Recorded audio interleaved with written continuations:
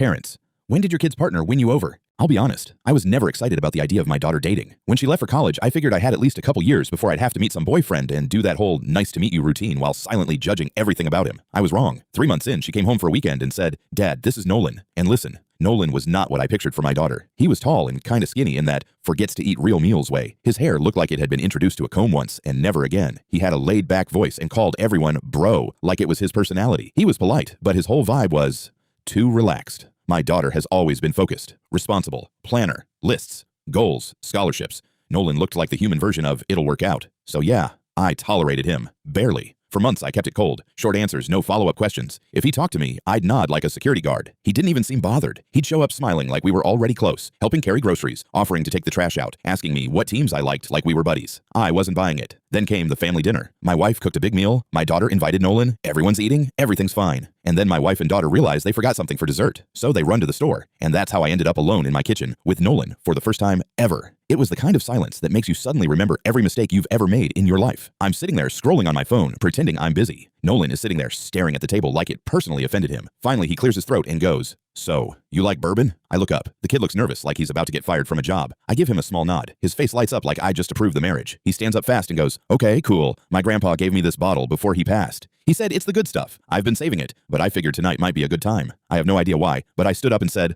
"All right, pour it." At first, it was still awkward. Two grown men sipping drinks like we're in a sad movie, saying nothing. Then he tells me this story about trying to impress my daughter by taking her on a hike. He didn't check the trail first. Ended up with them climbing over rocks like mountain goats. He twisted his ankle and had to limp back to the car while my daughter, my sweet, responsible daughter, stood there laughing so hard she had tears in her eyes. I laughed. Like a real laugh. Then I told him about the time I tried to impress my wife when we were dating by cooking her this fancy meal and accidentally set a dish towel on fire. We were both dying laughing. One drink turned into two. Two turned into we should probably slow down. And then it turned into absolutely not slowing down. We started talking about everything. Music, movies, dumb jobs we've had, embarrassing college moments. And that's when I realized something. Nolan wasn't lazy. He wasn't aimless. He just didn't carry stress like a badge of honor. He was actually working towards something, saving money, taking classes, trying to start a small business with his friend. He just didn't make it his whole personality. At some point, we got loud, like dad at a barbecue loud. By the time my wife and daughter came back, Nolan and I were in the kitchen singing a song we barely knew, arguing about which decade had better music, and laughing like we'd been friends for years. My wife walked in and just stared at us with that look that says,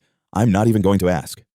My daughter stood there frozen like she discovered a glitch in the universe, and Nolan, completely serious, goes, "Ma'am, your cooking is life-changing." That was it. I lost it. That night changed everything. I stopped tolerating Nolan and started actually liking him. Now he's like a second son to me. And I still don't know exactly how it happened, but somewhere between a good drink and two idiots laughing at old stories, that kid won me over. And honestly, I'm glad he did.